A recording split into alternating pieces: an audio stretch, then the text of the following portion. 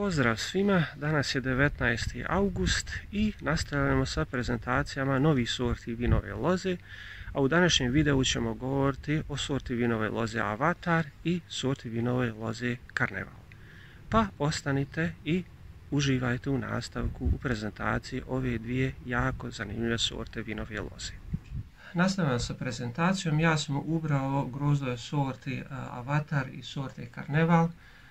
Obzirom da je riječ o relativno novim sortama za koje su mnogi zainteresovani, želio sam da odvojim vrijeme da kažemo o nekim osnovnim karakteristikama ovih sorti koje će nam biti korisne za eventualni uzgoj ovih sorti u našim vinogradima ili baštama. Pa ćemo prvo krenuti sa sortom Avatar. Prvo ćemo reći nešto o sorti vinove loze Avatar. Možemo slobodno kazati da u našim prostorima sortu vinove loze Avatar uzgaja jako mali broj vinogradara. Ova sorta u odnosu na klasične sorte vinove loze ima zaista mnogo prednosti.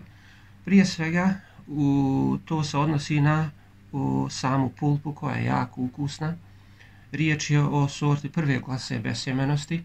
Zatim ono što smo svi naučili gledajući na internetu, da ova sorta zaista ima neobičan izgled i oblik bobice. I svakako treba spomenuti da ova sorta ima dobre prinose. U daljem pregledu ćemo razmotriti neke od karakteristika, krećući onako kako su u literaturi navodi. Prije svega rećemo nešto o samim grmovima, zatim o grozdovima, bobicama i aromama. Što se tiče samih grmova, možemo ipak reći, barem ono što ja imam iz svog iskustva, da ova sorta ima prosječan rast grmova, pa ukoliko radimo kalemljene podloge, potrebno je da biramo bujniju podlogu. Kada govorimo o cvjetovima, cvjetovi su dvospolni, znamo da dvospolni cvjetovi ne trebaju dodatno oprašivače i mogu potvrditi da ova sorta jako se dobro oprašuje i zameće bobe. Praktički svi grozdovi su oprašeni potpuno, tako da nemamo rehuljavih grozdova u slučaju ukoliko se javlja neka nepogoda u toku samog oprašivanja ili neki uslovi koji baš nisu pogodni za oprašivanje. Zatim, ono što možemo također navesti vezano za same grmove jeste da formiranje zaperaka je slabo, što je svakako jako pozitivna osobina, jer znamo da moramo ulagati dodatni napor da bismo uklanjali zaperke, pogotovo ukoliko gajimo vinovu lozu na pergoli. Zaista zaperci se brzo razvijaju i moramo biti ažurirani da bismo i na vrijeme uklanjali barem posle drugog lista. Sljedeća interesantna stvar vezano za sortu Avatar jeste da se na grmovima, uglavnom ono što sam ja primijetio za razliku od ostalih sorti, formiraju glavni grozdovi, dok sljedeći grozdovi koji se formiraju na jednom lastaru bivaju manji. Možda je to i nešto pozitivno, jer uvijek znamo da je zavisno od starosti grmova potrebno ostavljati po jedan grozd po lastaru, tako da uvijek znamo koji ćemo ostaviti. Taj nam grozd uvijek će biti masivniji, bit će bobice ljepše, reprezentativnije i ukoliko se bavimo prodajom grožđem, to grožđe će biti tržišno isplativije. Kada govorimo o samim grozdovima, odnosno masa grozdova se kreće do 1 kg. Grozdovi imaju zaista prekrasnu prezentaciju. To je ono što nas najviše privlači kod ove sorte. Izgled grozdova kao i izgled samih bobica.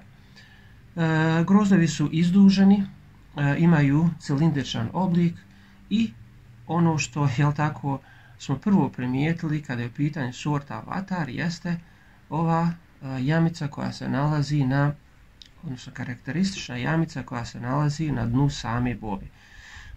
Postoje i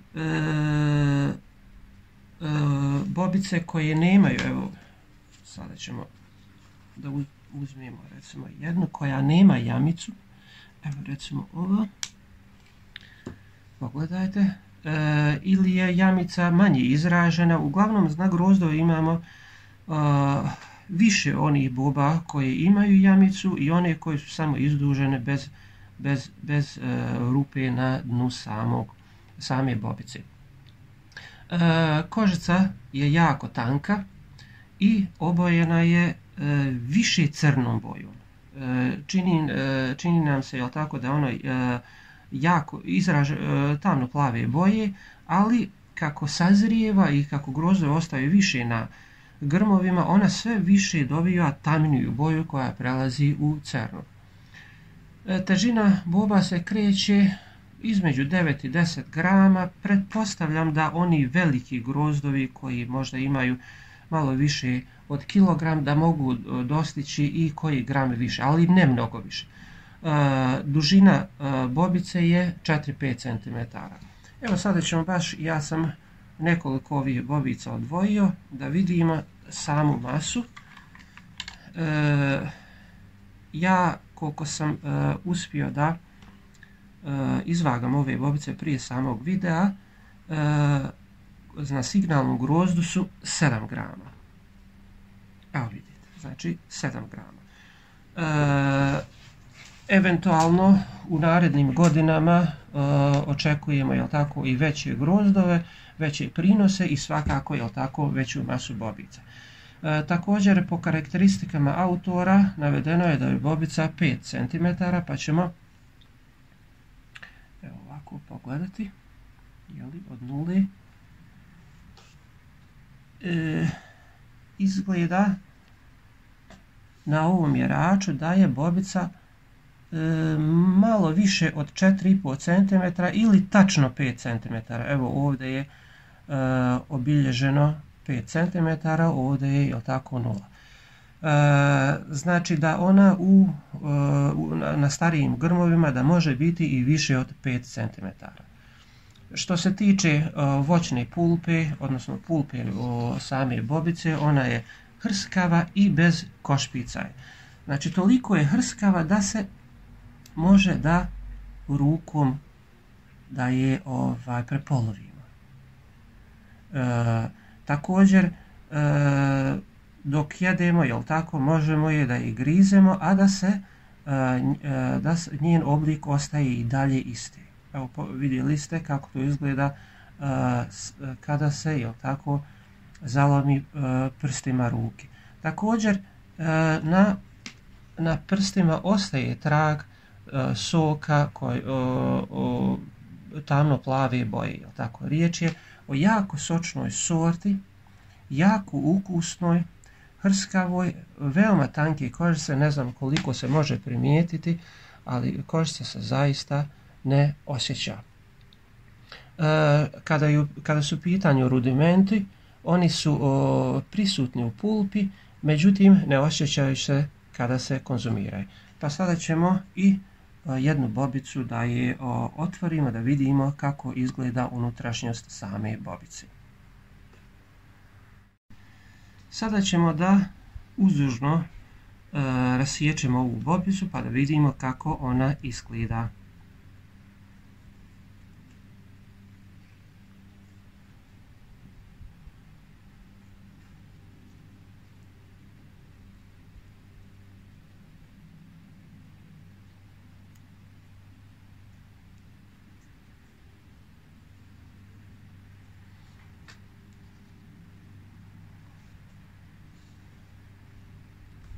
Evo primjećujete kako ostaje tamno plava boja soka iz ovih bobica i vidimo da je ona jako tanko sječena.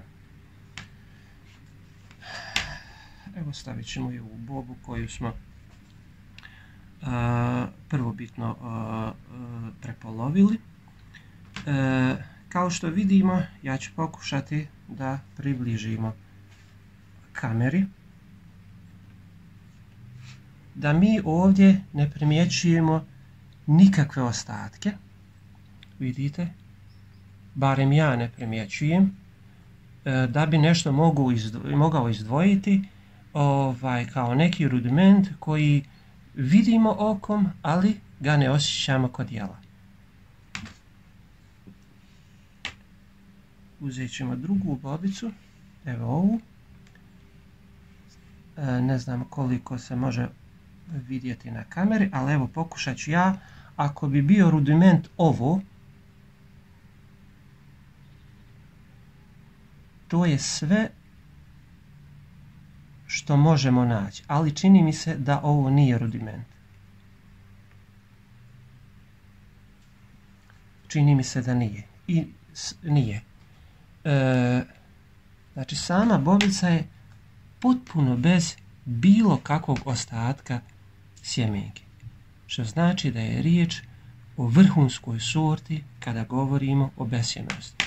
Dok dodirujem ove bobice i dalje mi ostaje plava boja na jagodcama prsti i ostaje također na dnu gdje su bobice razrezane.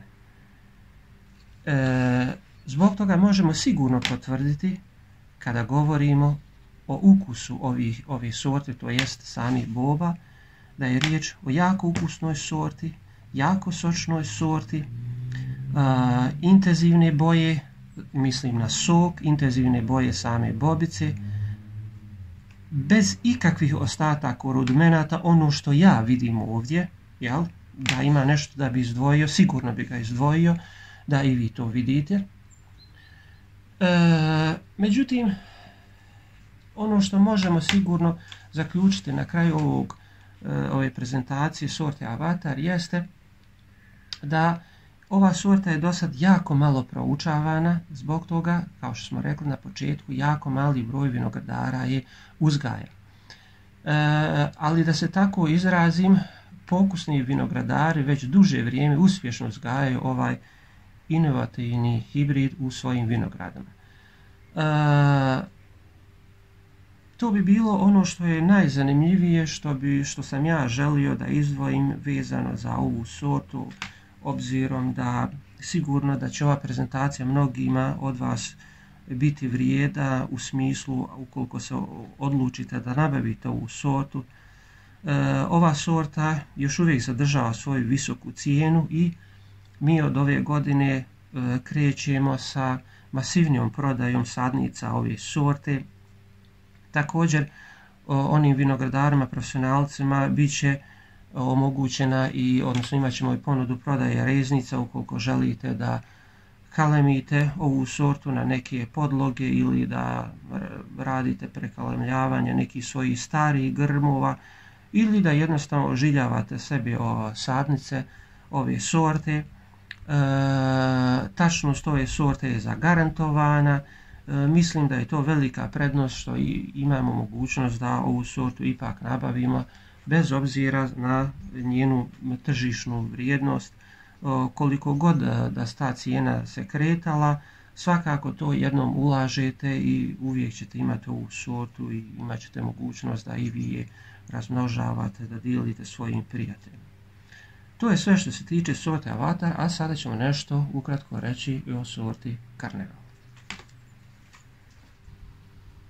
Sorta vinove loze, odnosno hibridni oblik vinove loze Karneval, jedan je od noviteta Pavlovskog i ova sorta se odlikuje jako lijepim grozdovima i to po obliku. Vidite kako izgleda, zatim po samoj boji, a svakako ono što možemo reći kao i za prethodnu sortu o kojoj smo govorili, jako dobri prinos. Ono što sam ja primijetio i što bi mogao potvrditi, ova sorta je deklarisana kao ultra rana sorta. Međutim, u praksi se pokazalo da nju ne možemo svrstati u sorte sa ultra ranim vremenom sazrijevanja. Prije će biti da ovaj hibrid spada u srednje rane sorte, jer evo vidimo da kod mene u plasteniku već se približavamo, jel tako, ulazimo u zadnju dekadu mjeseca augusta i ona je sad spremna za branje. Dok recimo vani, vjerovatno sve zavisi kako želite grožđe po procentu šećera. Mi volimo jako slatko grožđe i beremo samo ono grožđe koje ima dovoljno šećera. Ali pretpostavljam da bi vani, zavisno to, ponavljam kakve grozdove želite, da bi ona bila negdje početkom septembra ili u prvoj dekadi mjeseca septembra. Tako oni vinogradari koji su u potrazi za ranijim tržišnim proizvodima, odnosno sortama koji dospijevaju ranije želeći da ostvare veći profit, ova sorta nije za njih.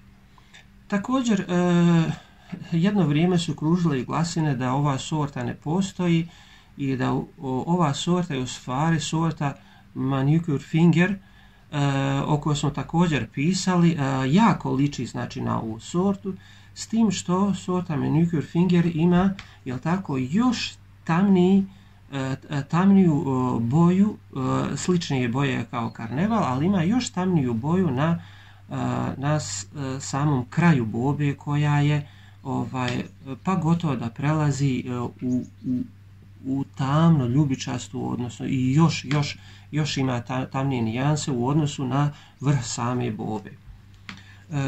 Ja sam izdvojio jednu bobu i vidimo, jel tako, da i kod Karnevala imamo taj odnos, odnosno od početka same bobe gdje se nalazi patica, jel tako, svjetlije do samog dna bobe gdje je ona tamnija.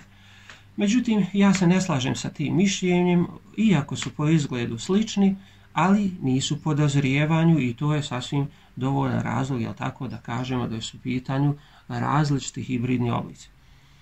Što se tiče pucanja, graška i drugih nevolja sa kojima se snalazimo u vinogradima, Karneval se ponaša malo drugačije, odnosno ima razlika u odnosu na samo tlo i klimatske uvjete u kojima se ona uzgaja. Možemo da kažemo da ima problema sa pucanjem, međutim, zavisno od toga kako održavamo samo tlo. Ako održavamo tlo lagano vlažnim, jel tako, u vremenu bojanja bobica, jel tako, možda do pucanja i neće doći. Međutim, ono što ne možemo da kontrolišemo jesu kiše, jel tako, koje se javljaju u tom periodu, pa tako da može doći do pojave, jel tako, samog pucanja. Otpornost za bolesti i štetnike jer na razini i ostalih sorti, međutim, ono što možemo reći da on nije osobito bolan i to je ono što sigurno možemo reći. Karneval kao i sorta Vatar se pojavila relativno nedavno i možemo kazati da podatke još uvijek prikupljamo i da im, kako se kaže, pročišćavamo. Kao što smo rekli, jel tako, berba dostiže u zadnji dekade augusta ili početkom, jel tako, mjeseca septembra i udio šećera u bobama je do 17%. Međutim, ukoliko postoji uslove da na grmovima ostane ova sorta više, jel tako, sadržaj šećera može biti i 19, čak i 20%. Da kažemo, je opis preliminaran, jel tako, i ova sorta zahtjeva dalje proučavanje i pojašnjenje karakteristika, ali svakako mi koji se bavimo uzgojem novih sorti vinove loze ćemo biti u mogućnosti da u narednim godinama damo i više opisa i više karakteristika, također i da odgovara na pitanja ona koja vas zanimaju. Na kraju možemo reći slobodno, prednosti sorte Karneval su visok prinos, atraktivan izgled, jel tako, grozdova, bobica. Usjev se može čuvati na grmovima ukoliko postoje uslove za to bez gubitka komercijalnih svojstava, naglašavamo na zadržavanje komercijalnih svojstava, jel tako, i ne napadaju ga ose niti drugi insekti, jer nema nikakvih oštećenja na bobicama što se tiče uzgoja kod mene ove sorte, a u isto vrijeme, jel tako, druge sorte vidim da su podložne i da ose i insekti, jel tako, prije svega stršljeni, jel tako, napadaju i jedu bobice i nanose, jel tako, štetu. Kada govorimo o manama, mana je svakako, jel tako, manjak informacija, jel tako, i studija o ovoj sorti. Cijena još uvijek reznica i sadnica je, da kažem, poprilično visoka i ako želimo i volimo arome u grozdovima, u bobicama, jel tako, ova sorta ima harmoničan okus. To bi bilo sve za sortu Karneval. Mi smo radili vaganje bobica, nismo također mjerili ni dužinu, uglavnom to je klasične ili standardne su u pitanju mjere, tako da tome nismo dovoljno posvetili pažnje, nego smo dali, jel tako, prednost onome što nam je interesantnije vezano za ovu sortu. To bi bilo sve za danas.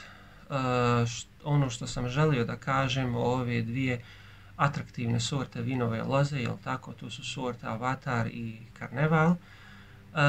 Imao sam i želju da predstavim i sortu vinove loze Lamborghini, međutim vremena je malo, mjesec avgust već prolazi i onako ova godina je bila jako burna, ali bit će prilike u sljedećoj godini.